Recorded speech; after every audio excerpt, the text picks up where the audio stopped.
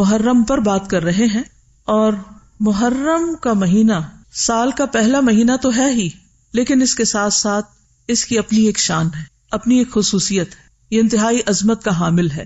یہ عظمت اس کے نام سے ہی واضح ہے، یعنی اس کی حرمت کی وجہ سے اس کا نام محرم رکھا گیا ہے۔ اور محرم کا لفظی معنی ہوتا ہے ممنوع، مقدس، حرام کیا گیا، عظمت والا، لائق احترام۔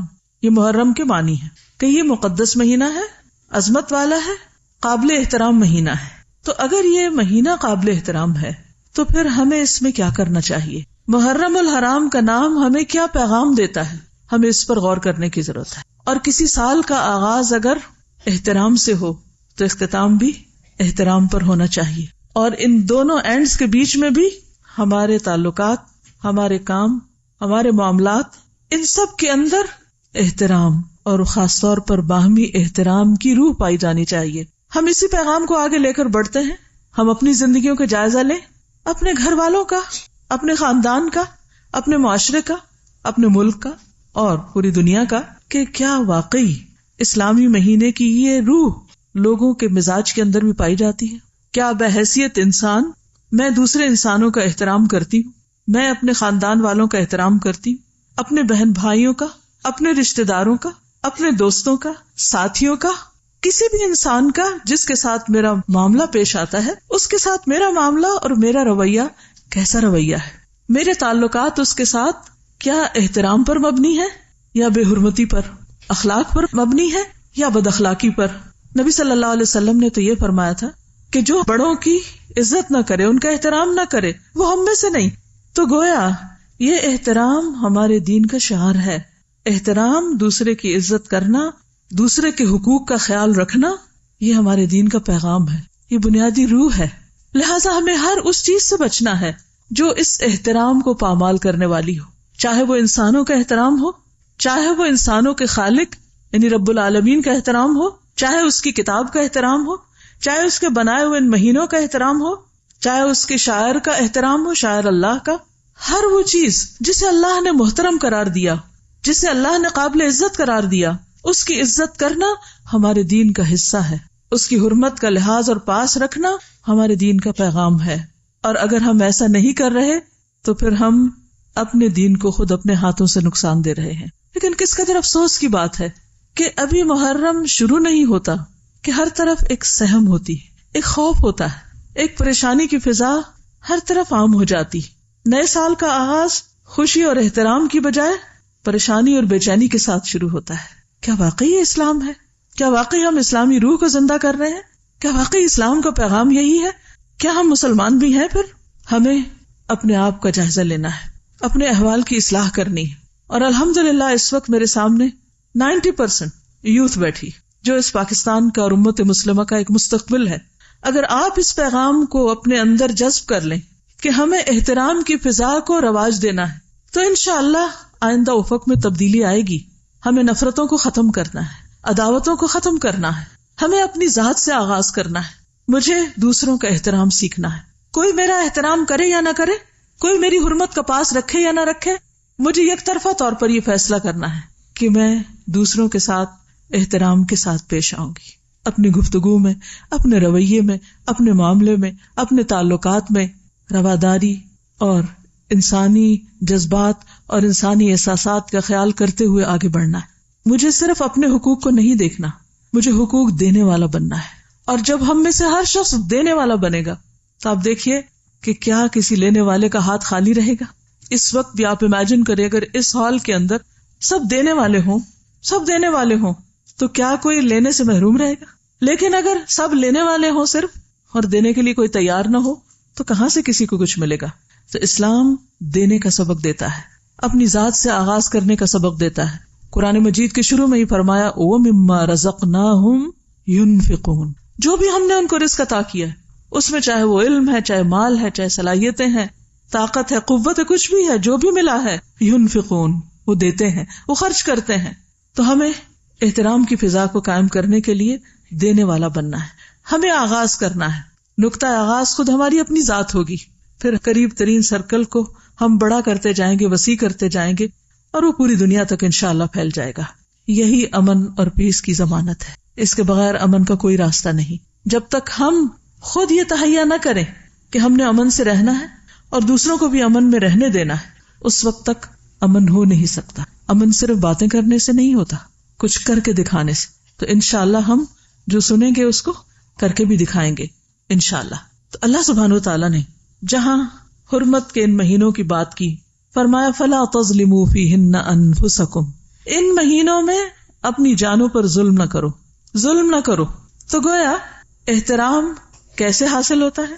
ظلم سے بچ کر، کسی پہ ظلم نہ کر کے، نہ ہاتھ سے نہ زبان سے، نہ کسی کی جان پر، نہ مال پر، نہ عزت پر، نہ آبرو پر. تو اس لیے ہمیں اللہ سبحانہ وتعالیٰ کے اس حکم کو اپنا موٹو بنانا ہے. فَلَا تَظْلِمُوا فِيهِنَّ أَنفُسَكُمْ، ان مہینوں میں اپنی جانوں پر ظلم نہ کرو. سال کا تیسرا حصہ، یہ 4 مہینے محترم ہیں، اور ان میں ہم ظلم نہ کرنے کی پریکٹس کرتے ہیں تو باقی 2 حصوں میں بھی انشاءاللہ پھر ظلم سے بچ سکتے ہیں. جہاں تک ظلم کا تعلق ہے تو حضرت انس سے روایت ہے کہ رسول اللہ صلی اللہ علیہ وسلم نے فرمایا ظلم کی 3 اقسام ہیں، ظلم کی 3 قسمیں ہیں. نمبر 1 وہ ظلم جسے اللہ تعالیٰ کسی صورت میں معاف نہیں کرے گا. نمبر 2 وہ ظلم جس کو بخش دے گا. نمبر 3 وہ ظلم جو معاف نہ کیا جائے گا. پہلا جو کسی صورت میں نہ چھوڑے گا، دوسرا معاف کر دے گا، اور تیسرا معاف نہیں کرے گا. جس ظلم کو کسی صورت میں نہیں چھوڑا جائے گا وہ شرک ہے. ان الشرک لظلم عظیم، شرک سب سے بڑا ظلم ہے. گویا اللہ تعالیٰ کا حق نہ دینا، اللہ تعالیٰ کے حق میں کمی کرنا، اللہ تعالیٰ کے احترام میں کمی کرنا، اس کا سب سے بڑا مظہر کیا ہے کہ کسی کو اللہ کا شریک قرار دے دیا جائے. تو ظلم سے بچنے میں نمبر 1 چیز کیا ہے کہ انسان کس سے بچے؟ شرک سے بچے. کیونکہ جو اپنے خالق کا احترام نہیں کرتا، جو اپنے رب کا احترام نہیں کرتا، جو اس کا حق نہیں دیتا، جو اس کو گالی دینے سے باز نہیں آتا، یعنی وہ گالی دینا کیا ہے کہ کسی اور کو اللہ کا شریک قرار دے دینا، تو پھر وہ انسانوں کا حق کہاں سے پہچانے گا؟ اس لیے اللہ سبحانہ وتعالیٰ نے شرک کو ظلم عظیم کہا ہے. ان الشرک لظلم عظیم، وہ ظلم جسے اللہ تعالیٰ بخش دیں گے وہ اللہ اور بندے کے درمیان ہے. یعنی اللہ کا حق کی عبادت نہ دینا، یعنی اگر اس میں کوئی کمی پیشی ہو گئی اور انسان نے توبہ کر لی تو اللہ تعالیٰ اس کو معاف کر دے گا.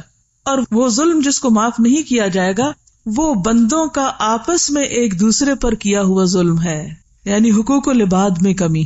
اللہ تعالیٰ ہر صورت میں بعض مظلوموں کو بعض ظالموں سے قصاص دلوائے گا، یعنی قیامت کے دن بدلہ دینا پڑے گا.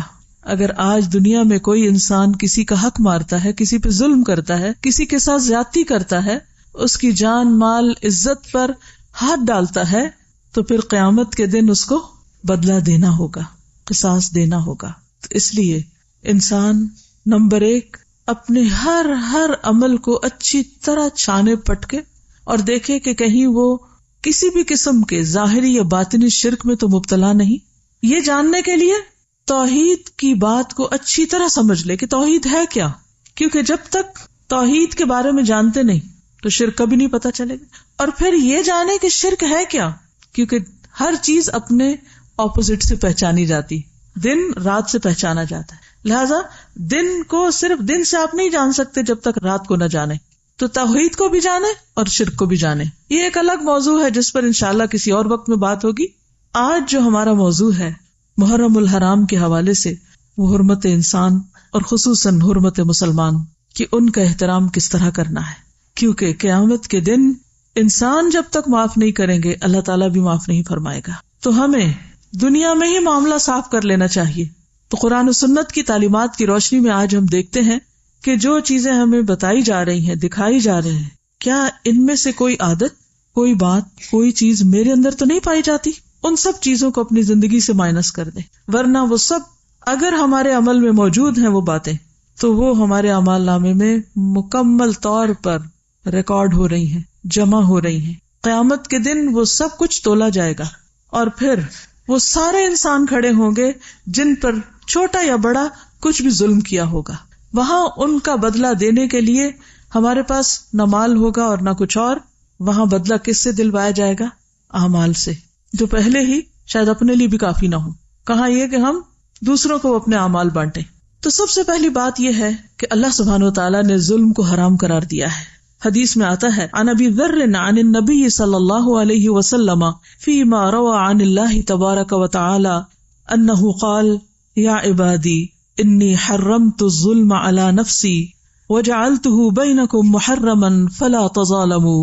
ابو ذر رضی اللہ عنہ سے روایت ہے کہ نبی صلی اللہ علیہ وسلم نے فرمایا کہ اللہ عز و جل نے فرمایا اے میرے بندو میں نے اپنے اوپر ظلم کو حرام قرار دیا، یعنی اللہ کسی بندے پر ظلم نہیں کرتا، کسی مخلوق پر، وَأَنَّ اللَّهَ لَيْسَ بِظَلَّامٍ لِّلْعَبِيدِ، اللہ اپنے بندوں پر ہرگز ظلم کرنے والا نہیں، اور میں نے تمہارے درمیان بھی ظلم کو حرام قرار دیا ہے، لہذا تم ایک دوسرے پہ ظلم نہ کرو۔ ظلم کیا ہے؟ حرام، ممنوع، کسی صورت میں اس کی اجازت نہیں۔ ظلم قیامت کے دن اندھیروں کا باعث ہوگا۔ عن عبد الله بن عمر رضی اللہ عنہما عن النبی صلی اللہ علیہ وسلم قال الظلم ظلمات یوم القیامہ۔ ابن عمر سے مروی ہے کہ نبی صلی اللہ علیہ وسلم نے فرمایا ظلم قیامت کے دن اندھیروں کی صورت میں ہوگا۔ اندھیرا کسی کو بھی اچھا نہیں لگتا۔ رات کے وقت اگر آپ کو کہیں باہر نکلنا ہو کمرے سے اور لائٹ آن نہ ہو یا لائٹ چلی جائے تو دل کا کیا حال ہوتا ہے۔ دنیا میں تو آلٹرنیٹ بھی ہیں، لائٹ نہیں ہے تو آپ کوئی کینڈل جلا لیں، ٹارچ جلا لیں، اگر کچھ بھی نہیں تو آپ کسی انسان کا ہاتھ پکڑ کے نکل جائیں۔ قیامت کے دن کیا ہوگا جبکہ اپنے بھی پرائے ہو جائیں گے، تو ہر طرف اندھیرا ہی اندھیرا ہوگا۔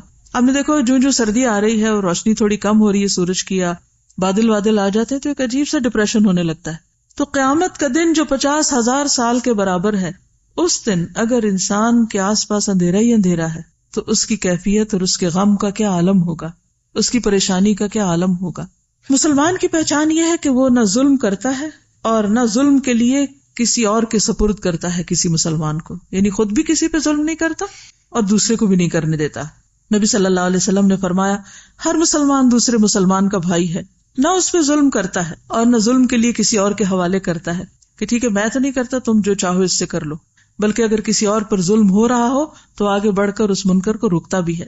ظلم کرنے والے قیامت کے دن شفاعت کے قابل نہ ہوں گے، ان کی شفاعت قبول نہ کی جائے گی۔ نبی صلی اللہ علیہ وسلم نے فرمایا میری امت کے 2 قسم کے افراد کے حق میں میری شفاعت قبول نہ ہوگی۔ ہم سب جانتے ہیں کہ نبی صلی اللہ علیہ وسلم شفاعت کریں گے، لیکن 2 لوگوں کے حق میں شفاعت قبول نہیں ہوگی۔ وہ کون ہیں؟ انتہائی ظالم حکمران، یعنی وہ حاکم جو لوگوں پر اپنی رعایا پر ظلم کرتے ہیں، وہ قابل رحم نہ ہوں گے۔ اور دوسرا وہ شخص جو غلو کرتے کرتے دائرہ مذہب سے ہی نکل جائے، دین سے ہی باہر ہو جائے، یعنی دین میں اتنی سختی اور اتنا تشدد کرے کہ وہ دین کی حدوں سے باہر ہو جائے، وہ بھی ظالم ہے، اپنے حق میں بھی اور دوسروں کے حق میں بھی۔ کیونکہ دین میں جو رخصتیں ہیں، دین میں جو خوبصورتی ہے، اس کو ویسا ہی رہنا چاہیے، دین کا اعتدال اور دین کے حسن کو ختم نہیں کرنا چاہیے۔ ظلم عام طور پر 3 طرح کا ہوتا ہے، لیکن اس سے پہلے ہم یہ دیکھیں گے کہ ہر مسلمان محترم ہے، اور مسلمان کا جو احترام ہے وہ باقی ساری چیزوں کے احترام سے بڑھ کر ہے۔ اللہ سبحانہ و تعالیٰ تو خالق ہے، مالک ہے، رب ہے، معبود ہے، ان کے احترام پر تو کسی کو کوئی شک ہی نہیں۔ قرآن محترم کتاب ہے، اسی طرح کعبۃ اللہ محترم ہے، اور ان چیزوں کا ہم احترام بھی کرتے ہیں، لیکن جب بات آتی ہے مسلمان کی تو ہم احترام بھول جاتے ہیں۔ تو اس سلسلے میں نبی صلی اللہ علیہ وسلم نے فرمایا، عبداللہ بن عباس کہتے ہیں کہ آپ نے کعبہ کی طرف دیکھا، کعبہ بیت اللہ، کیا کہتے ہیں اس کو؟ بیت اللہ الحرام۔ اس کے ارد گرد جو مسجد ہے اس کو کیا کہتے ہیں؟ مسجد الحرام۔ حرام کا معنی مقدس، ممنوع۔ عام طور پر لوگ اس کی طرف پاؤں کر کے لیٹتے بھی نہیں، کچھ اس کی طرف پیٹ نہیں کرنا چاہتے۔ کتنا محبوب ہے، کتنا محترم ہے، کتنا تقدس ہے اس کا، چومتے ہیں جا کر اس کو، سب جانتے ہیں نا اس کا احترام۔ نبی صلی اللہ علیہ وسلم نے کعبہ کی طرف دیکھا اور فرمایا تجھے مرحبا ہو، تو کتنا عظیم ہے، تیری حرمت کتنی عظیم ہے۔ لیکن ایک مومن کی حرمت اللہ کے ہاں تیری حرمت سے زیادہ عظیم ہے۔ اللہ کے نزدیک بندہ مومن کی حرمت کعبہ کی حرمت سے بھی زیادہ ہے۔ کبھی ہم نے کسی انسان کو اتنے احترام سے دیکھا؟ اللہ نے تیری ایک چیز حرام کی اور مومن کی 3 چیزیں حرام کی، ایک اس کا خون، دوسرا اس کا مال، اور تیسرے یہ کہ اس کے بارے میں برا گمان کیا جائے۔ گمان کو بھی حرام قرار دیا۔ ہر سوچئے ہم جو ہر وقت دوسروں کے بارے میں منفی باتیں سوچتے رہتے ہیں، کوئی حق ہے، کوئی جواز بنتا ہے، ہم سمجھتے ہیں صرف جان، مال اور عزت ہی محترم ہے، اس کے بارے میں برا گمان بھی منع ہے۔ اجتنبوا کثیرا من الظن، بہت زیادہ گمان سے پرہیز کرو۔ ان بعض الظن اثم، بعض گمان گناہ ہیں۔ کیونکہ وہ مومن کی شان کے خلاف ہیں. لیکن ہم چھوٹی چھوٹی باتوں پر دوسروں کی طرف سے دل میلا کر لیتے ہیں. بعض اوقات معاملے کی پوری حقیقت کو نہیں سمجھتے اور وہ بات دل میں بٹھا لیتے، پھر اس کو ایک معیار بنا لیتے، پھر اس کے اندر سے اس کو پرکھتے ہیں، پھر وہ شیشہ اپنی آنکھوں پہ چڑھا لیتے، پھر اسی میں سے دیکھتے ہیں اس کو، اس کی چال ڈھال، کلام، بات، ہر چیز. حالانکہ وہ 100% بھی غلط ہو سکتی ہے ہماری سوچ. خیال تو خیال ہوتا ہے، خیال کوئی سالڈ چیز تو نہیں ہوتی، اس کو بنیاد تو نہیں بنایا جا سکتا. لہٰذا اس پہلو پر بھی غور کرنے کی ضرورت ہے. ایک اور حدیث میں آتا ہے، ابو ہریرہ رضی اللہ عنہ سے روایت ہے کہ رسول اللہ صلی اللہ علیہ وسلم نے فرمایا، ایک مسلمان کی ہر چیز دوسرے مسلمان پر حرام ہے، اس کا خون اور اس کا مال اور اس کی عزت و آبرو. ایک اور جگہ پر آتا ہے کہ نبی صلی اللہ علیہ وسلم نے منا میں صحابہ سے مخاطب ہو کے فرمایا، تم جانتے ہو یہ کون سا دن ہے؟ انہوں نے کہا اللہ اور اس کا رسول بہتر جانتے ہیں. کیا انہیں نہیں پتا تھا؟ لیکن صحابہ احترام میں ایسا کہہ رہے ہیں. تو آپ نے فرمایا یقیناً یہ حرمت والا دن ہے. پھر آپ صلی اللہ علیہ وسلم نے پوچھا کیا تم جانتے یہ کون سا مہینہ ہے؟ انہوں نے کہا اللہ اور اس کا رسول بہتر جانتے ہیں. تو آپ نے فرمایا یہ حرمت والا مہینہ ہے. پھر آپ نے پوچھا تم جانتے یہ کون سا شہر ہے؟ انہوں نے کہا اللہ اور اس کا رسول بہتر جانتے ہیں. تو آپ نے فرمایا یہ حرمت والا شہر ہے. پھر فرمایا بے شک اللہ نے تمہارے خون، تمہارے مال، تمہاری عزتیں آپس میں تمہارے لیے اسی طرح حرام کی ہیں جس طرح تمہارے اس دن، تمہارے اس مہینے اور تمہارے اس شہر کی حرمت ہے. تم اس دن کو محترم سمجھتے ہو، اس مہینے کو محترم سمجھتے ہو، اس جگہ کو محترم سمجھتے ہو، لیکن یاد رکھو مومن کا احترام اس سے بڑھ کے ہے. ان احادیث کی روشنی میں اور آپ اپنے دلوں کا جائزہ لیں. کیا واقعی ہم احترام کے اس معیار پر پورے اترتے؟ سوچئے، غور کیجئے. اپنے والدین کے احترام کو دیکھیے، اپنے خاندان کے بزرگوں کو دیکھیے، اپنے سے بڑے افراد کو دیکھیے عمر میں، اپنے ساتھیوں کو، اپنے خدمت گاروں کو، ان کا کتنا احترام ہے. کیونکہ انسان تو وہ بھی ہیں. کچھ معلوم نہیں قیامت کے دن ان کا درجہ کہیں بلند ہو اور آپ وہ نیچے بیٹھے ہوں. کیا واقعی دین کی یہ روح ہمارے اندر ہے؟ ہم مسلمان کہلانے کے لائق ہیں، حق رکھتے ہیں؟ دلوں کا جائزہ لیجیے. آج اسلامی معاشرے سے کیا اٹھ چکا ہے جس کی وجہ سے ساری خرابیاں پیدا ہو رہی، ساری بے چینیاں اور بے اطمینانیاں. اس کی بنیادی وجہ یہی ہے. صرف آج سے اگر آپ یہ عہد کر لیں کہ کوئی بڑا ہو یا چھوٹا مجھے اس کے ساتھ عزت اور احترام سے بات کرنی، تو آپ دیکھیے کہ پوری فضا ہی تبدیل ہو جائے گی. اور کیوں کرنا ہے؟ کیا کسی سے انعام کی خاطر، کسی سے کچھ حاصل کرنے کے لیے؟ نہیں. کیوں کریں گے ہم احترام کسی کا؟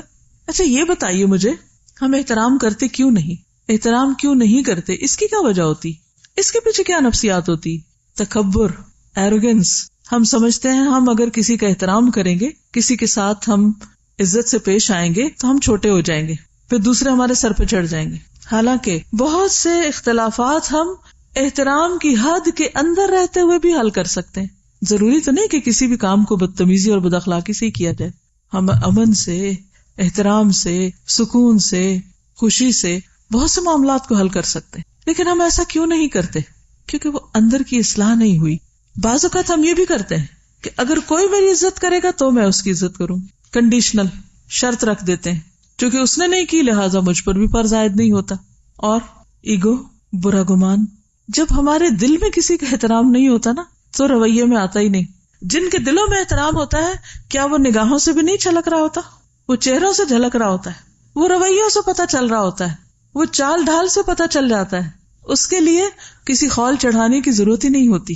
تو اصل چیز کیا ہے کہ اس بات کو اللہ کا حکم سمجھ کر اپنے اندر لانے کی کوشش کریں. جب وہ اندر آ جائے گی تو باہر خود بخود آ جائے گی. یہی دین کا طریقہ ہے. اسی کا نام تزکیہ ہے. نبی صلی اللہ علیہ وسلم صرف کتاب کی تعلیم دے کر نہیں چلے گئے بلکہ آپ نے لوگوں کا تزکیہ کیا. تو آئیے دیکھتے ہیں کہ کون کون سی چیز محترم ہے، احترام کیسے کرنا ہے، کسی کی کیا چیز ہم پر حرام ہے جس کو ہم نہیں چھیڑ سکتے، جس سے بچنا ہے. تو سب سے پہلے ہے جان کی حرمت. ہر انسان کو جینے کا حق ہے سوائے اس کے کہ اللہ اس کو یہ حق نہ دے. قرآن مجید میں قتل مومن کو حرام قرار دیا گیا. سورۃ النساء 93 میں فرمایا وَمَن يَقْتُلْ مُؤْمِنًا مُتَعَمِّدًا فَجَزَاؤُهُ جَهَنَّمُ خَالِدًا فِيهَا وَغَضِبَ اللَّهُ عَلَيْهِ وَلَعَنَهُ وَأَعَدَّ لَهُ عَذَابًا عَظِيمًا. اور جو کوئی کسی مومن کو قصداً قتل کر ڈالے، یعنی جان بوجھ کے قتل کر دے، اس کی سزا جہنم ہے جس میں وہ ہمیشہ رہے گا. اس پر اللہ تعالیٰ کا غضب ہے، اللہ تعالیٰ نے اس پر لعنت کی ہے اور اس پر اس کے لیے بہت بڑا عذاب تیار کر رکھا ہے. حدیث میں آتا ہے حضرت ابو ہریرہ رسول اللہ صلی اللہ علیہ وسلم کا یہ فرمان ذکر کر رہے تھے کہ اگر تمام آسمانوں اور زمین والے کسی مومن کے قتل میں شریک ہوں تو اللہ تعالیٰ ان سب کو جہنم میں دھکیل دے گا. یعنی صرف ایک شخص نہیں، اگر ایک کے قتل میں 10 لوگ شریک ہیں تو وہ 10 کے 10، اور اگر سارے آسمان والے اور سارے زمین والے تو وہ سارے کے سارے. پتہ کیا چلتا ہے کہ ایک مومن کی جان اس قدر قیمتی ہے اللہ کے نزدیک کہ اس کے بدلے میں وہ سب کو سزا دے سکتا ہے اگر وہ اس کے جان لینے میں شریک ہو. آج آپ دیکھیے کہ ہمارے معاشرے میں کتنی چھوٹی چھوٹی باتوں پر قتل ہو جاتے ہیں، مثلا جائیداد، خاندانی دشمنیاں، چھوٹی سی بات سے غصے میں فلیئر اپ ہو جانا، اور شک کی بنیاد پر، کھیل میں ہار جیت پر قتل ہو رہا ہے، غیرت کے نام پر، بعضوں کو صرف شک کی بنیاد پر، گمان کی بنیاد پر، تعصبات کی بنیاد پر، مذہبی بنیادوں پر، حسد کی وجہ سے. کسی دن کا کوئی اخبار اٹھا لے بغیر کسی امتیاز کے، کوئی اخبار کسی بھی دن کا قتل کی خبر سے خالی نہ ہوگا. اور وہ بتا رہی ہے کہ میاں بیوی میں جھگڑا ہوا، بیوی نے 6 ماہ کی بچی کو چھت سے اٹھا کے پھینک دی. ان گنت کہانیاں ہیں قتل کی، حالانکہ اللہ کے نزدیک اتنا بڑا جرم، اور پھر خصوصاً بے گناہ کا قتل. رسول اللہ صلی اللہ علیہ وسلم ایک خطبے میں فرما رہے تھے، امید ہے کہ ہر ایک گناہ اللہ تعالیٰ معاف فرما دے گا سوائے اس شخص کے جو کسی مومن کو جان بوجھ کر قتل کر دے، یا جو شخص کفر کی حالت میں مرے. اور قیامت کے دن سب سے زیادہ مفلس وہ شخص ہوگا کہ جو بہت سی نیکیاں لے کر آئے گا لیکن اس کے ساتھ ساتھ اس نے کسی کو گالی دی ہوگی، کسی پہ تہمت لگائی ہوگی، کسی کا مال کھایا ہوگا، کسی کا خون بہایا ہوگا، کسی کو مارا ہوگا. سب لوگوں کو اس آدمی کی نیکیاں دے دی جائیں گی، اور اگر اس کی نیکیاں ان کے حقوق کی ادائیگی سے پہلے ختم ہو گئیں تو ان لوگوں کے گناہ بھی اس آدمی پہ ڈال دیے جائیں گے، پھر اس کو جہنم میں ڈال دیا جائے گا. وہ صرف اپنے گناہوں کی سزا نہیں بھگتے گا بلکہ اس کے ساتھ ساتھ باقی سب کے گناہوں کی سزا بھی بھگتے گا جن پر اس نے دنیا میں ظلم کیا تھا. حدیث میں آتا ہے نبی صلی اللہ علیہ وسلم نے فرمایا، اس ذات کی قسم جس کے قبضے میں میری جان ہے، مومن کا قتل کرنا اللہ کے نزدیک تمام دنیا کے تباہ ہونے سے زیادہ ہے. سوچئے اس بات کو، یعنی تمام دنیا کا زوال، تمام دنیا کا ختم ہو جانا.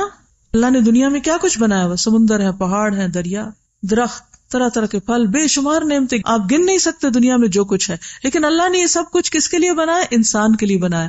اور اگر انسان کو کوئی ختم کر دے تو باقی چیزوں کی کیا ویلیو ہے؟ کچھ بھی تو نہیں. لہٰذا پوری دنیا کا زوال ایک طرف اور مومن کا قتل ایک طرف، اتنا سنگین اور بڑا جرم. قتل کرنا تو جرم ہے ہی، مسلمان بھائی پر اسلحہ لہرانا بھی منع ہے. حدیث میں آتا ہے رسول اللہ صلی اللہ علیہ وسلم نے فرمایا، جب مسلمان اپنے بھائی پر اسلحہ لہرائے یعنی مثلا تلوار ہے تو اٹھائے، یا چاقو دکھائے، یا کوئی بندوق کی نالی اس کی طرف پھیرے، تو فرشتے ہمیشہ اس پر لعنت کرتے رہتے ہیں یہاں تک کہ وہ اس کو نیام میں داخل کر لے، یعنی واپس ڈال لے. یعنی کسی کی طرف اسلحے کے ساتھ پوائنٹ آؤٹ کرنا جو ہے وہ بھی منع ہے. کہا یہ کہ اٹھا کے کسی کو کچھ مار دے کو. اچھا، اس کو کیوں منع کیا گیا؟ اس پر کیوں لعنت کی گئی؟ یعنی اسلحے کو لہرا کے کسی کو ڈرانا یا اس کی طرف اس کا رخ کرنا، کچھ پتا نہیں کہ کس وقت غلطی سے ہی گولی چل جائے، یا شیطان اس کو صرف کھیل کھیل میں دکھاتے ہوئے دوسرے پہ جا مارنے کی دعوت دے. خوف زدہ کرنا بھی منع ہے. میں جانتی ہوں ایک ایسی ماں کو جس کا تڑپ تڑپ کر برا حال تھا، اور اس کی وجہ صرف یہی تھی کہ دوست اکٹھے تھے، ان کے پاس اسلحہ تھا اور وہ صرف جوک کر رہے تھے، اور اسی میں گولی چل گئی اور بچہ فوت ہو گیا. اور اس ماں کو کسی پل کسی پہلو قرار نہیں آ رہا تھا کہ یہ کیا ہو گیا. وہ جانے والا تو چلا گیا، لیکن لواحقین پیچھے جتنا تڑپتے ہیں اس تکلیف کا بھی آپ اندازہ کیجیے. اور اس میں انٹینشن نہیں تھی، قتل خطا تھا، لیکن کیا تھا؟ اس حدیث سے لا علمی کہ مذاق میں بھی یا کسی بھی طرح آپ لہراؤ بھی نہیں، نکال کے کسی کو ڈراؤ بھی نہیں. آج کل بچوں کے ٹوائز بھی بعض اوقات ایسے ہوتے ہیں، واٹر گنز جو ہیں ان میں پانی بھر کے ایک دوسرے کے اوپر پھینکتے رہتے ہیں، اور وہ اسی کی پریکٹس ہوتی رہتی ہے. موویز ایسی دیکھتے ہیں، گیمز ایسی ہیں کہ جس میں باقاعدہ بیٹھ کے وہ سب کچھ اسکرین کے اوپر ہر وقت خون دیکھ رہے ہیں. تو آپ دیکھیے کہ جب اتنا کرائم دیکھا جاتا ہے تو پھر ذہن مسخ ہو کے رہ جاتے ہیں، اور پھر ان کرائمز کو کرتے وقت جھجک ہی نہیں ہوتی، حیا ہی نہیں ہوتا، کوئی خوف ہی نہیں ہوتا. بعض اوقات مائیں بچوں کی طرف جو بھی چیز ہاتھ میں ہوتی، چوری ہو، کینچی ہو، چمٹا ہو، کچھ ہو، کوئی سلائی ہو، اس سے بھی وار کرتی رہتی، اور بعضوں کو چھوٹ بھی جاتا ہے، تو اس سے بھی بچنا چاہیے. ابن عباس سے روایت ہے کہ نبی صلی اللہ علیہ وسلم نے فرمایا لوگوں میں سب سے زیادہ مبغوض اللہ کے ہاں 3 لوگ ہیں، سخت ناپسندیدہ۔ نمبر 1 حرم میں ظلم کرنے والا، نمبر 2 اسلام میں جاہلیت کا طریقہ تلاش کرنے والا، اور نمبر 3 کسی شخص کا خون ناحق طلب کرنے والا، یعنی کسی شخص کے پیچھے پڑنے والا کہ وہ ملے تو اس کو مار ڈالے۔ ایسا شخص جو صرف تلاش ہی کر رہا ہو، بات کرتا ہے ٹارگٹ کلنگ، یعنی کچھ لوگوں نے اس کو ایک مذاق بنایا ہوا ہے یا ایک کھیل بنایا ہوا ہے، یا کچھ لوگوں کو اپنے ٹارگٹ پہ رکھا ہوتا ہے کہ فلاں فلاں کو مار ڈالنا ہے، اور اس کے لیے وہ راستے تلاش کرتے رہتے ہیں۔ تو ایسا شخص بھی اللہ کا انتہائی ناپسندیدہ شخص ہے کہ جو کسی کو مارنے کے درپے ہو۔ بے جا خون جنت کے دروازے پر رکاوٹ بن جائے گا۔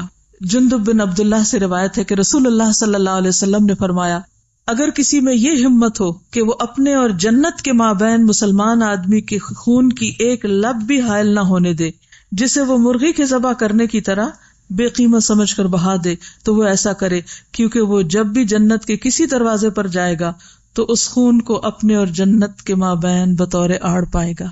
یعنی قتل تو قتل ہے، کسی کا خون بہانا، یعنی اس کو زخمی کر کے اس کا خون بہانا جو ہے، یہ بھی جنت اور اس کے بیچ میں رکاوٹ ڈال دے گا۔ تو جہاں سے بھی انٹر ہونا چاہے گا دروازہ بند ہو جائے گا، یا کوئی چیز بیچ میں آئے گی کہ وہ انٹر نہیں ہو سکے گا۔ آپ نے بازو کا دیکھا ہوگا نا، وہ کارڈ سوائپ کر کے آپ نکل جاتے ہیں، تو اگر کارڈ میں ذرا سی بھی کوئی خرابی آئے، اسکریچ آ جائے، تو آپ کارڈ سوائپ کرتے رہتے ہیں لیکن آپ کے لیے دروازہ نہیں کھلتا۔ آپ دوسری طرف سے انٹر ہونا چاہتے ہیں، تیسری اور ٹرین جا رہی ہوتی ہے اور آپ پریشان ہوتے ہیں کہ میں پیچھے رہ رہا ہوں۔ اس لیے کسی کے ساتھ کسی بھی قسم کی زیادتی حرام ہے، قتل حرام ہے، اسلحہ لہرانا باعث لعنت ہے، اور اسی طرح کسی کے قتل کے درپے ہونا اور اس چیز کو سوچنا یا کہنا یہ بھی ناپسندیدہ ہے۔ آپ نے دیکھا ہوگا کہ بعض اوقات تکیہ کلام کے طور پر لوگ کہتے ہیں I'll kill you، سنا کبھی آپ نے؟ اس سے بھی بچیے، کیونکہ اگر آپ دن میں 10 دفعہ یہ کہہ رہے ہیں تو آپ کے اعمال نامے میں لکھا جا رہا ہے، اور بعض لفظ ہم جب بار بار بولتے ہیں تو کیا ہوتا ہے، لاشعور میں چلے جاتے ہیں، اور پھر بعض اوقات انسان اچانک ایسی کوئی غلطی کر بیٹھتا ہے کہ جس کا وہ سوچتا نہیں ہے، اسے سوچا نہیں ہوتا، لیکن اسے وہ بھول چکا ہوتا ہے کہہ کہ میں یہ کہتا رہا ہوں۔ اب جتنی بار بھی اس نے ایسا کہا وہ سب اس کا لکھا ہوا ہے، اس کے دل پہ اترا ہوا ہے، اس کے حافظے میں گیا ہوا ہے، اور ایک وقت وہ شعور میں اٹھ کر ایکشن میں ڈل گیا ہے۔ تو اس لیے اپنی لغت سے، اپنی زبان سے، اپنی گفتگو سے ایسے تمام الفاظ غصے میں بھی نہ بولے جائیں کہ جو کسی وقت عمل میں ڈھل جائے۔ کہتے ہیں نا واچ یور ورڈ، اپنے الفاظ کا خیال رکھیں کیونکہ وہ ایکشن بن جاتے ہیں۔ اس قسم کے جتنے بھی الفاظ ہیں جیسے گو ٹو ہیل یا کوئی بھی گندے لفظ جس کے اندر ایک تکلیف دہ یا اذیت والی بات پائی جاتی، تو ہنسی مذاق میں بھی نہیں کرنے چاہیے۔ یہ نہیں سوچنا چاہیے کہ یہ تو ہمارے فرینک ہونے کی علامت ہے، ہم ایک دوسرے کو کچھ بھی کہہ سکتے ہیں، یہ کوئی بہادری نہیں کہ ہم ایک دوسرے کو کچھ بھی کہہ سکتے ہیں۔ اس میں آپ دیکھیے کہ جیسے اسپیڈی ڈرائیونگ ہے، آپ تیز رفتار گاڑی چلاتے ہیں، کیئرلیس ڈرائیونگ کرتے ہیں، کوئی بھی کام کیئرلیسلی کرتے ہیں، اپنی کسی ڈیوٹی کو پوری طرح پورا نہیں کرتے، اور اس کے نتیجے میں آپ کسی مثلاً گٹر کا ڈھکن نہیں لگاتے اور جان چلی جاتی ہے، تو آپ ذمہ دار ہیں۔ طریقہ کوئی بھی ہو سکتا ہے، وہ غفلت ہو، وہ جان بوجھ کے کرنا ہو، کیئرلیسنس ہو، ہر حال میں انسانی جان کا احترام لازم ہے۔ یہاں تک اگر آپ میں سے کوئی کچھ آ کے کہنا چاہے، موسٹ ویلکم۔ اس کے بعد ہم اگلی بات پہ آئیں گے، مال کی حرمت، کہ دوسرے کا مال بھی ہم پر حرام ہے۔ میں یہ کہنا چاہوں گی کہ قتل کا جب ہم پڑھتے ہیں نا کہ ظلم کی قسمیں ہیں، اور سب سے بڑا لگ رہا ہے کہ قتل، یہ ہمیں لگتا ہے بہت ایکسٹریم ہے، ہم تو اس تک نہیں جا رہے، لیکن اس کی اگر ہم ابتدا میں دیکھیں تو یہ ایک انسان کو ورتھ لیس جب ہم سمجھتے ہیں کہ اس انسان کی کوئی قدر و قیمت نہیں ہے، تو تب ہی ہم اس ایکسٹریم لیول تک پہنچتے ہیں۔ اور اس سے پہلے تک کی جتنی بھی قسمیں ہیں انسانوں کا، جب ہم احترام نہیں کرتے، اس کے پیچھے وجہ صرف یہی ہے کہ ہم کسی کو قابل قدر ہی نہیں سمجھتے، ایسا لگتا ہے جیسے سمجھنے سے آری ہو گئے ہیں بالکل۔ اور یوتھ میں جو لیک آف رسپیکٹ میں دیکھ رہی ہوں، اس کی وجہ مجھے یہ نظر آتی کہ جو لوگ دوسروں کا احترام کرتے ہیں وہ بس سافٹ اسپوکن ہوتے ہیں، ان کے ساتھ واپسی جو ریسیپروکل رویہ رکھا جاتا ہے وہ کافی ڈومینیٹنگ قسم کا ہوتا ہے، اور ان کے انسلٹنگ ٹون ہوتی ہے، وہ سمجھتے ہیں کہ یہ اتنا ویک بندہ ہے تو اب اس کے ساتھ جس طرح مرضی ہم کر لیں۔ تو وہ ایک ری ایکشن کے طور پہ جب وہ دیکھتے ہیں کہ یہ تو کوئی ایسی چیز ہے کہ جس کے خلاف ہمیں یہ چیز سہنی پڑے گی. اسٹرانگ نظر آنے کے لیے بھی روڈنس کی جاتی ہے. تو بیسیکلی جو ہمیں جو چیز سمجھنے کی ضرورت ہے پھر وہ یہی ہے کہ ہر انسان کی کم از کم اتنی ویلیو دے دیں جتنی ویلیو ہم اپنے آپ کو دیتے ہیں. وہ شخص مسلمان ہی نہیں ہو سکتا جو دوسرے کے لیے وہ نہ چاہے جو وہ اپنے لیے چاہتا ہے. دوسروں کو قتل کرنے کے علاوہ ہمیں خود کو بھی قتل کرنے کی اجازت ہے. بعض اوقات لوگ غصے میں آ کے جذبات میں آ کر سوئسائڈ کی کوشش کرتے ہیں اور سمجھتے ہیں کہ اگر ہم نے خود کو ختم کر لیا تو سارے مسائل کا حل مل جائے گا، حالانکہ وہ حل نہیں. زندگی ایک بہت بڑی نعمت ہے، ہر لمحہ قیمتی ہے، جو پوری دنیا کی دولت خرچ کر کے بھی آپ واپس نہیں لے سکتے اگر ضائع ہو جائے. تو ہم یہ کہاں سے کہہ سکتے ہیں کہ I'm sick and tired of my life. قتل کی ایک اور قسم اپنے ہی بچوں کو قتل کر دینا. اللہ سبحانہ وتعالیٰ قرآن مجید فرماتے ہیں لا تقتلوا اولادکم خشیۃ املاق. مفلسی کے ڈر سے اپنی اولاد کو قتل نہ کرو. ابارشن کے نئے نئے طریقے ایجاد ہونے کی وجہ سے بعض اوقات صرف اس لیے کسی بچے کو دنیا میں آنے سے روک دیا جاتا ہے یا آنے سے پہلے قتل کر دیا جاتا ہے کہ وہ ہمارے ساتھ رزق میں شریک ہوگا یا ہم اس کو کھلائیں گے کہاں سے، گویا رازق ہم خود بن گئے. تو قتل کسی بھی درجے پر ہو، چاہے اپنا ہو، چاہے کسی بچے کا ہو، جنین کا ہو یا کسی انسان کا ہو، مرد کا ہو یا عورت کا، بڑے کا ہو یا چھوٹے کا، سب کی جان محترم ہے. نیکسٹ ہے مال کی حرمت. ان ابی حمید الساعدی ان رسول اللہ صلی اللہ علیہ وسلم قال لا يحل لامرئ ان يأخذ مال اخیہ بغیر حقہ وذلك لما حرم اللہ مال المسلم علی المسلم. ابو حمید ساعدی رضی اللہ عنہ سے روایت ہے کہ رسول اللہ صلی اللہ علیہ وسلم نے فرمایا کسی شخص کے لیے اپنے کسی بھائی کا مال ناحق لینا جائز نہیں.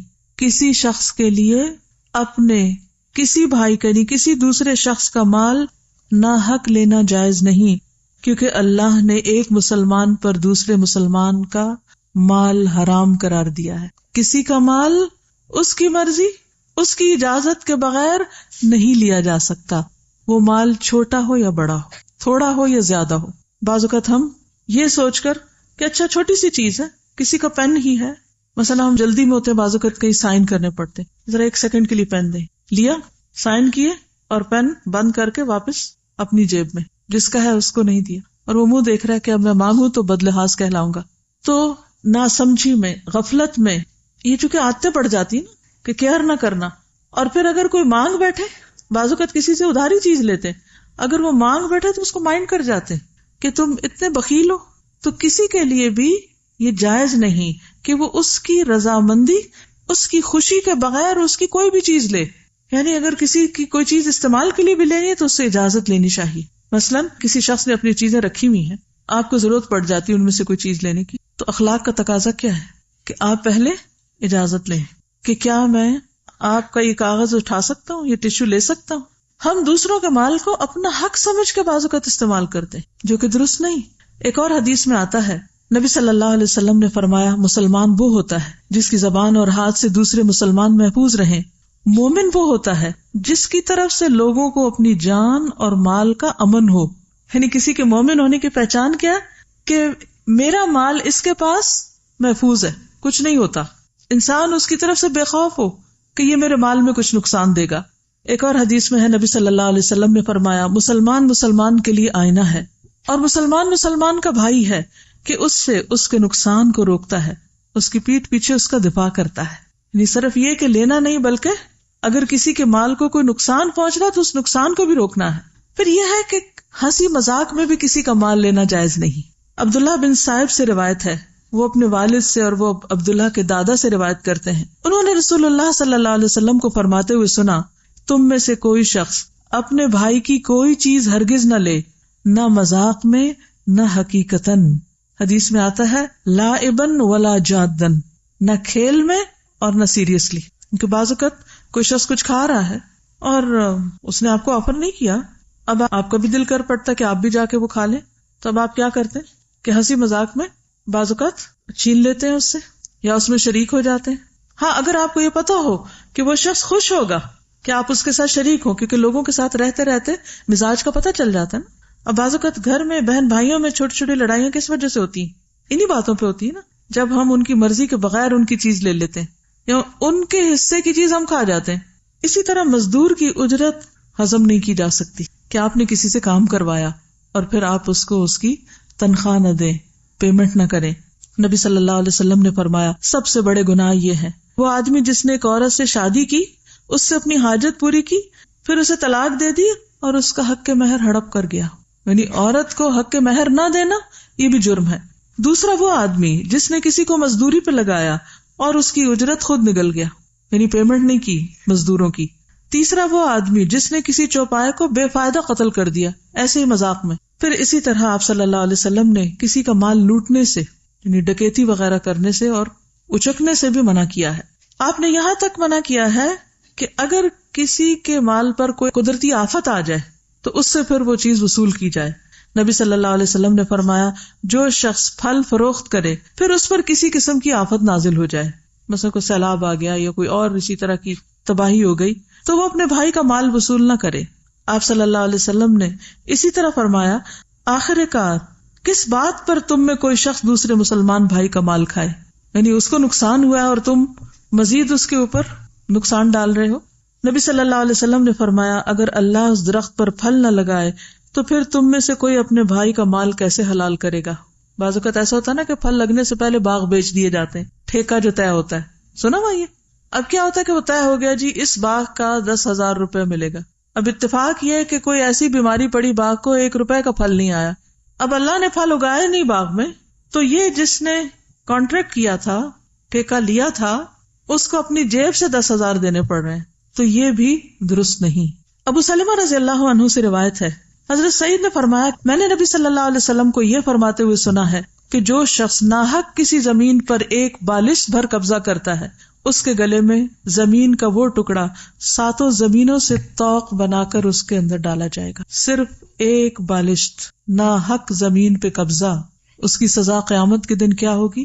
7 زمینوں کو ایک ہار کی شکل میں، یعنی اس کا پورا بوجھ اس شخص کے گردن پہ ڈال دیا طوق بنا کر. اور جو شخص کسی قوم کی اجازت کے بغیر ان سے موالات کی نسبت اختیار کرتا ہے اس پر اللہ کی لعنت ہے. جو شخص قسم کھا کر کسی مسلمان کا ناجائز طور پر مال حاصل کرتا ہے اللہ اس میں کبھی برکت نہیں دیتا. تو اس میں خاص طور پر 2 باتیں، ایک تو یہ کہ قسم کھا کر کسی سے کچھ نہیں لینا جو حق نہ بنتا ہو، کیونکہ اس میں کبھی بھی برکت نہیں ہوگی. اور دوسرے یہ کہ زمین بھی مال ہی کی ایک قسم ہے. جہاں کسی کا کوئی مال مثلا روپیہ پیسہ سونا یا کوئی کھانے پینے کی چیز اٹھانا منع ہے، اسی طرح زمین جو کہ اٹھائی تو نہیں جا سکتی لیکن اس پر ناجائز قبضہ کر لینا، جو آپ کا حق نہیں اسے اپنا بنا لینا، یا یہ کہ حقداروں کو حق نہ دینا. بعض اوقات ایسا ہوتا ہے نا کہ جائیداد تقسیم ہی نہیں کی جاتی. ہمارے معاشرے میں خاص طور پر عورتوں کو حق نہیں دیا جاتا، اس سے بھی منع کیا گیا ہے. یہ ظلم کی قسم ہے، یہ حرمتوں کی خلاف ورزی ہے.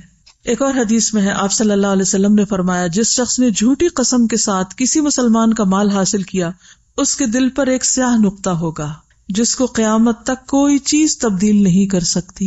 یعنی جب کوئی چوری کرتا ہے، چوری یا ناجائز طور پر مال لیتا ہے، تو اس کا نقصان کیا ہوتا ہے؟ دل پر سیاہی آ جاتی. وہ سیاہی اتر ہی نہیں سکتی قیامت تک، سیاہی رہے گی جب تک انسان اس کو لوٹا نہ دے، توبہ نہ کر لے، اپنے مال سے نکال نہ دے.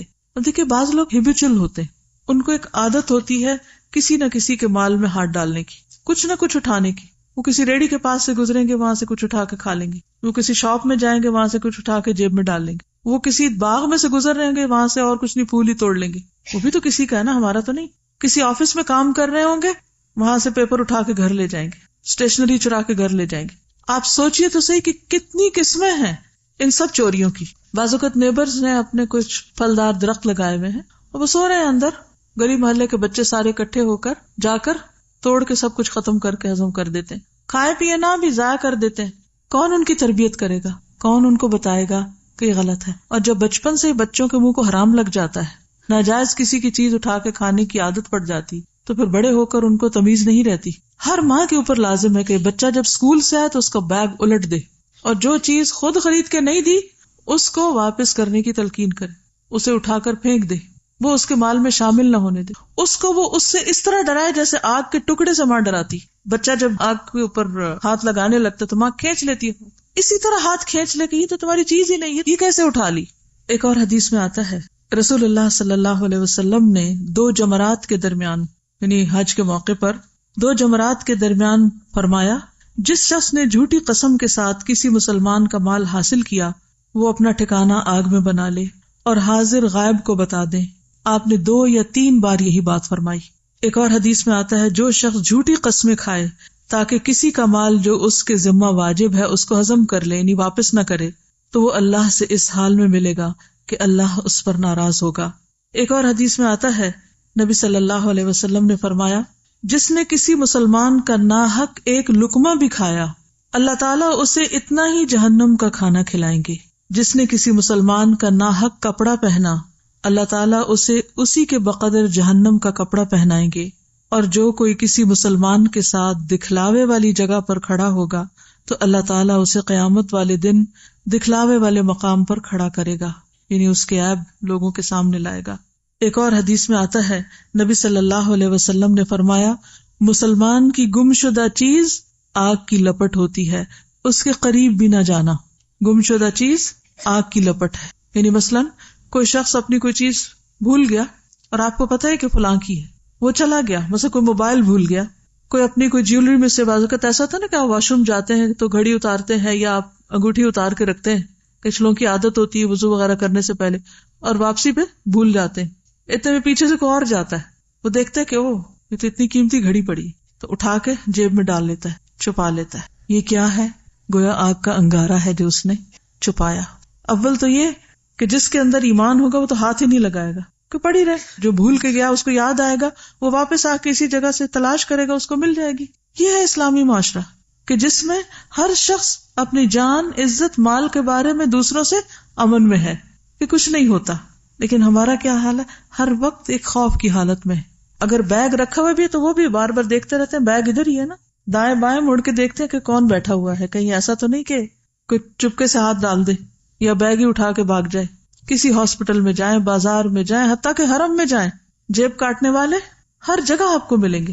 جنازوں پہ اور تو اور مسجد میں لوگ نماز پڑھنے جاتے ہیں، ان کے جوتے چرائے جاتے ہیں. یعنی کون سی جگہ ہے جہاں آپ کہیں کہ یہاں امن ہے، یہاں کچھ نہیں ہوتا؟ میں ایک بے خوف جگہ پر آ گیا ہوں. کس قدر حرمتوں کو پامال کر دیا گیا. نبی صلی اللہ علیہ وسلم نے فرمایا کسی شخص کے لیے اس کے بھائی کا مال اس وقت تک حلال نہیں جب تک وہ اپنے دل کی خوشی سے اس کی اجازت نہ دے دے. تیسری چیز ہے عزت کو پامال کرنا، جان اور مال کے بعد عزت کی پامالی.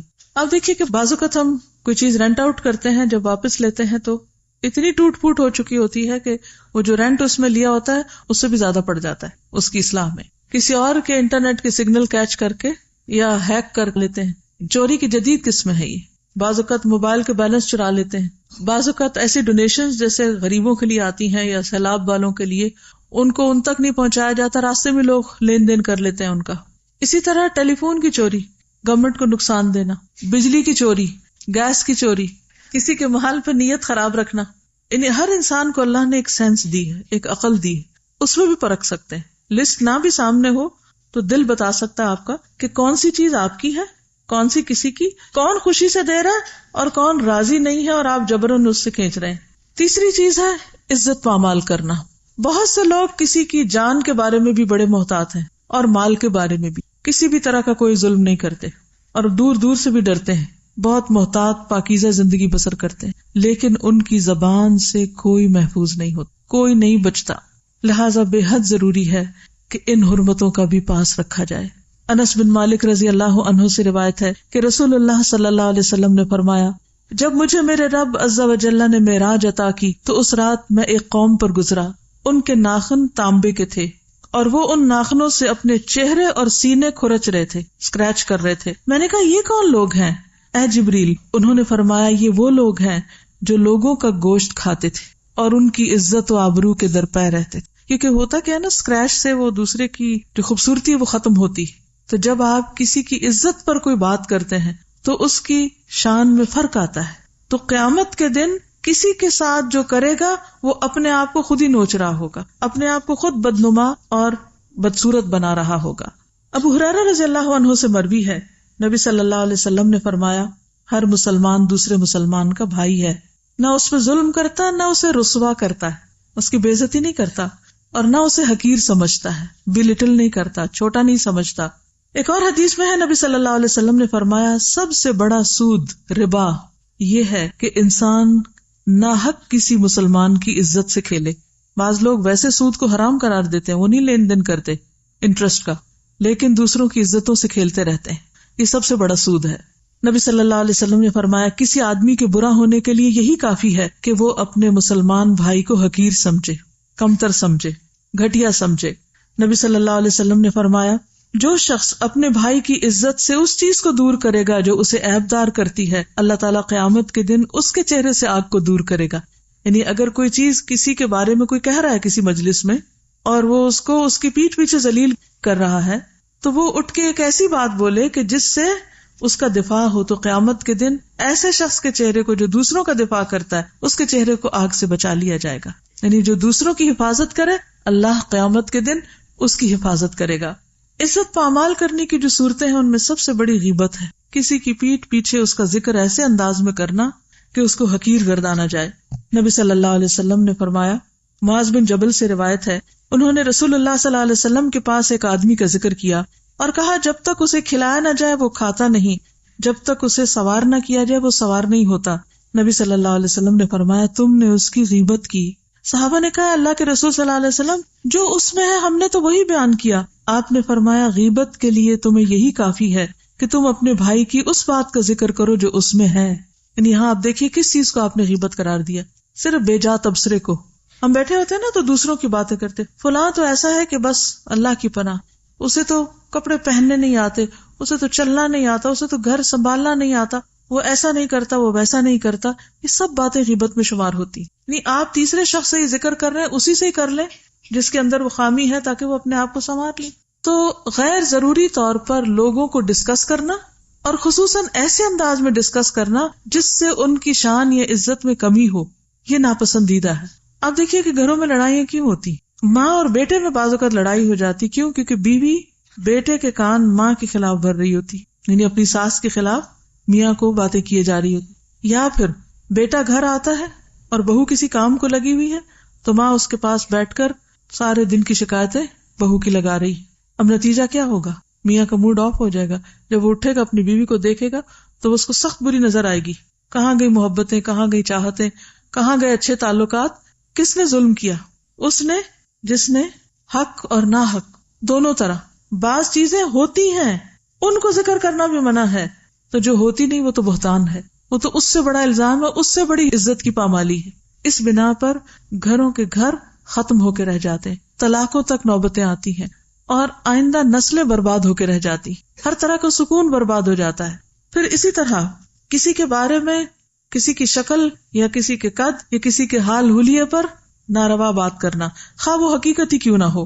حضرت عائشہ کہتی ہیں کہ میں نے نبی صلی اللہ علیہ وسلم سے کہا آپ کو صفیہ میں یہی کافی ہے کہ وہ ایسے اور ایسے ہے. انہوں نے صرف ان کے چھوٹے قد کا ذکر کیا. آپ نے فرمایا تم نے ایسا کلمہ کہا ہے اگر سمندر میں ڈال دیا جائے تو وہ بھی کڑوا ہو جائے. یعنی تمہیں حق نہیں کہ تم کسی کے قد پہ بات کرو, کیونکہ قد کسی نے خود تھوڑی بنایا ہے. خصوصاً آپ دیکھیں کہ جب رشتوں کا لین دین ہوتا ہے اس وقت لوگ ایک ایک عضو کو ڈسکس کر رہے ہوتے ہیں. بھویں ایسی ہیں اور ناک ایسا ہے اور دانت ایسے ہیں اور چال ایسی ہے اور قد اتنا ہے اور جسم ایسا ہے. ٹھیک ہے, اگر آپ نے کسی کی ڈسکرپشن دینی ہے تو جہاں ضرورت ہے متعلقہ شخص کو دیجئے, لیکن بھری محفلوں میں کسی کو ڈسکس کرنے کا تو کچھ بھی جواز نہیں. پھر اسی طرح آپ صلی اللہ علیہ وسلم کے سامنے کسی کی نقل اتاری گئی. آپ نے فرمایا مجھے پسند نہیں کہ میں کسی کی نقل اتاروں, خواہ مجھے اتنا اور اتنا مال ہی کیوں نہ ملے. یعنی بڑی سے بڑی چیز بھی ملے تو میں کسی کی نقل نہیں اتاروں گا. لہذا کسی کے لہجے کی نقل, کسی کی چال کی نقل, کسی کی بات کی نقل, یہ بھی ناپسندیدہ چیزوں میں سے, یہ بھی احترام کے منافی ہے. پھر اسی طرح کسی کی چغلی کرنا, کیونکہ اس سے نفرتیں پھیلتی ہیں. حضرت عبداللہ بن مسعود سے روایت ہے نبی صلی اللہ علیہ وسلم نے فرمایا کیا میں تمہیں یہ نہ بتاؤں مل عدھ کیا چیز ہوتی, عدھ کیا ہوتی ہے؟ فرمایا اس سے مراد چغلی ہے جو لوگوں کے درمیان نفرت پیدا کرے. ایک اور روایت میں جو لوگوں کے درمیان فساد پیدا کرے, یعنی کسی کے پاس آ کر وہ بات بیان کرنا جس سے اس شخص اور جس کی بات کہی گئی ان کے درمیان لڑائی ہو جائے. یعنی لوگوں میں پھوٹ ڈلوانا, فساد کرنا, یہ بھی بدترین عادت ہے. آپ صلی اللہ علیہ وسلم 2 قبروں کے پاس سے گزرے جن کو عذاب قبر ہو رہا تھا. آپ نے فرمایا کسی بڑی بات پہ نہیں, ان میں سے ایک چغل خور تھا, چغلیاں کھاتا تھا, اس بنا پر اسے قبر میں ہی سزا مل رہی ہے. یعنی ایک جگہ سے دوسری جگہ بات پہنچانا, کہیں دیکھی کوئی چیز تو جا کے فوراً شکایت لگانا. یہ جو شکایتیں لگانا ہے نا, اور دوسروں کے بارے میں بدگمان کرنا یہ بھی اسی میں شامل ہو جاتا ہے۔ عبد الرحمن بن غنم کہتے ہیں نبی صلی اللہ علیہ وسلم نے فرمایا اللہ کے بہترین بندے وہ ہیں جنہیں دیکھ کر اللہ یاد آ جائے، اور بدترین بندے وہ ہیں جو چغل خوری کرتے ہیں، دوستوں کے درمیان تفریق پیدا کرتے ہیں، دوستوں کو لڑاتے ہیں، باغی، بیزار اور متعنت ہوتے ہیں، ہٹ دھرم قسم کے لوگ۔ نبی صلی اللہ علیہ وسلم نے فرمایا بنی آدم کے اعمال ہر جمعرات کو پیش کیے جاتے ہیں، اور کسی قطع رحمی کرنے والے کے اعمال قبول نہیں کیے جاتے، جو رشتوں کو کاٹے ہوئے ہوتے ہیں، آپس میں ناراض ہوتے ہیں۔ وہ جو نیکیاں کرتے بھی ہیں وہ سٹک ہوتی ہیں، رستے میں ہی رکی رہتی ہیں۔ جیسے آپ کے پارسل گم ہو جاتے ہیں تو یہاں سے تو آپ نے سب کچھ اپنا مال اکٹھا کر کے بھیج دیا لیکن آگے نہیں پہنچا۔ کبھی ہوا آپ کے ساتھ ایسے کہ آپ نے کسی کو کچھ بھیجا اور وہ وہاں تک نہ پہنچ؟ کبھی اس کیفیت کو یاد کریں کہ آپ نے بڑی چاہت سے کچھ پیک کر کے اچھا خوبصورت بنا کے کسی کے لیے کچھ روانہ کیا، اور یہاں تو یہ آپ سارے اعمال اپنے لیے روانہ کر رہے ہیں اپنی آخرت کے لیے، اور جب آپ نے چیک کیا تو وہ ملا ہی نہیں، اس وقت کیا کیفیت ہوتی؟ وہ پارسل نہیں ملا، وہ فلاں چیز نہیں ملی۔ جی ہاں، یہ جو کچھ بھیج رہے ہیں وہ رستے میں کھڑا ہے، کیونکہ آپ اپنے ہی رشتہ داروں کے ساتھ تعلق کاٹے ہوئے، آپ کی بول چال بند ہے۔ یہ بھی احترام میں کمی کا ایک حصہ ہے۔ نبی صلی اللہ علیہ وسلم نے فرمایا جس نے قطع رحمی کی وہ مرنے سے پہلے اس کا وبال دیکھ لے گا، یعنی جو رشتوں کو کاٹے گا وہ اس کا نقصان دنیا میں دیکھ کے مرے گا۔ یعنی کچھ گناہ ایسے ہیں جن کی سزا دنیا میں انسان کو مل جاتی۔ آپ نے فرمایا کسی کے لیے جائز نہیں کہ 3 دن سے زیادہ اپنے مسلمان بھائی سے قطع تعلق ہی کرے۔ اگر وہ اس حال پر رہیں گے تو جو پہلے رجوع کرے گا اس کا پہل کرنا اس کے لیے کفارہ بن جائے گا اس غلطی کا۔ اگر دوسرے نے اس کو سلام کیا اور اس نے جواب نہ دیا تو سلام کرنے والے کو تو فرشتے جواب دیں گے اور رد کرنے والے کو شیطان، اور اگر دونوں قطع تعلقی کی حالت میں مر گئے تو جنت میں اکٹھے نہ ہو سکیں گے۔ پھر اسی طرح حسد کرنا، کسی سے بغض رکھنا، نفرت کرنا، پھر اسی طرح کسی کو اچانک ڈرانا، یہ بھی منع ہے، یا گھبراہٹ میں ڈالنا، پریشان کرنا۔ نبی صلی اللہ علیہ وسلم کے ساتھ لوگ سفر میں تھے جن میں سے ایک شخص سو گیا، تو ان میں سے بعض اس کی رسی کی طرف گئے جو اس کے ساتھ تھی اور وہ اسے لے گیا، یعنی اس کی چیز اٹھا کے لے گئے۔ وہ آدمی گھبرا گیا۔ آپ نے فرمایا کسی مسلمان کے لیے جائز نہیں کہ وہ کسی کو گھبراہٹ میں مبتلا کرے۔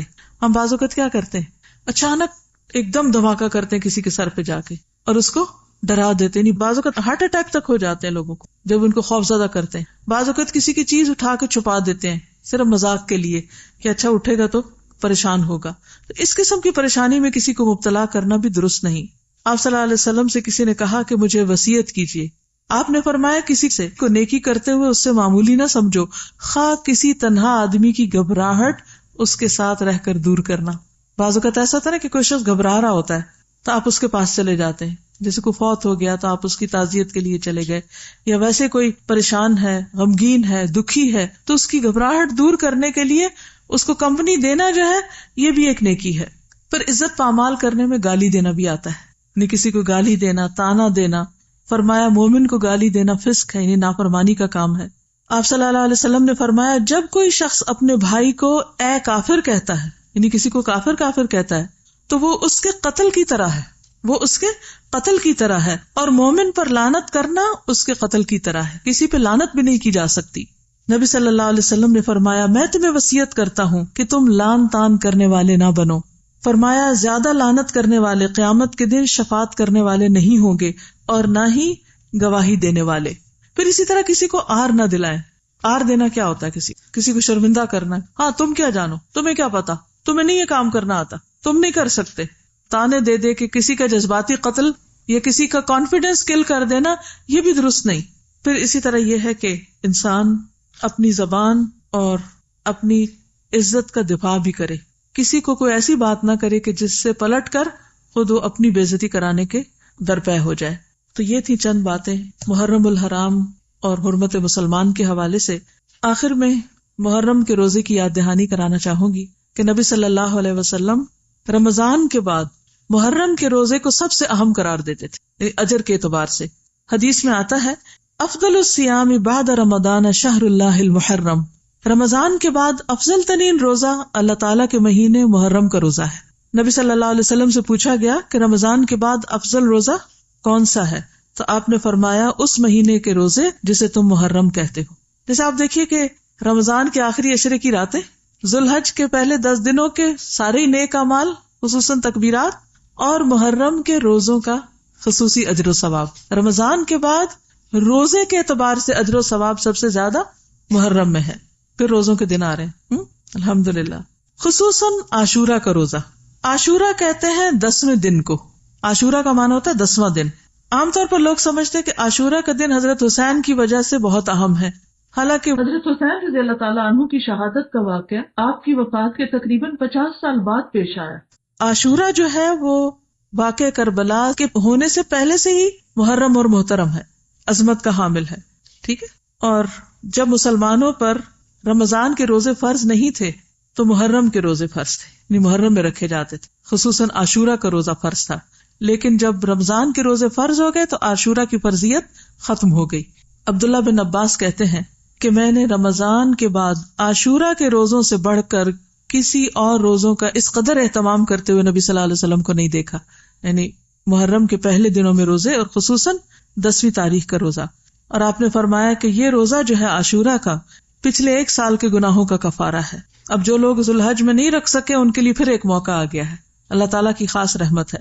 ایام جاہلیت میں قریش بھی عاشورہ کا روزہ رکھتے تھے، نبی صلی اللہ علیہ وسلم بھی رکھتے تھے. پھر ہجرت مدینہ کے بعد بھی آپ نے یہ روزہ رکھا اور صحابہ کو بھی رکھنے کا حکم دیا.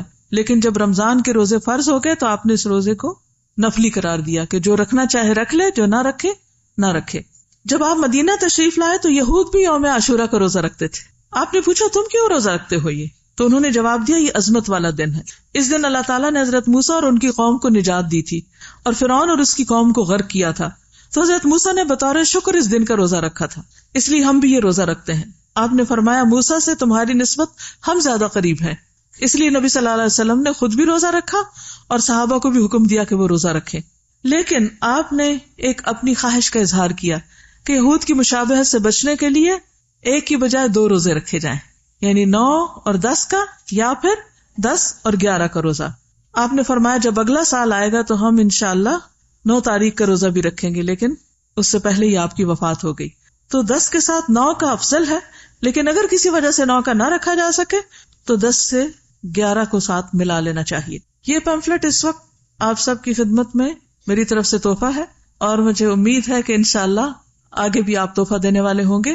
اور اس میں خصوصی طور پر جو معلومات ہیں روزے کے حوالے سے یا محرم کے احترام کے حوالے سے یا محرم کی تاریخ کے حوالے سے، ان کو آپ دوسروں کے ساتھ بھی شیئر کیجیے، کیونکہ بعض اوقات محرم میں جو واقعات بعد میں ہوئے ہیں ان کا تذکرہ اتنا زیادہ ہو جاتا ہے کہ اس کی اصل تاریخی حیثیت مدھم ہو جاتی.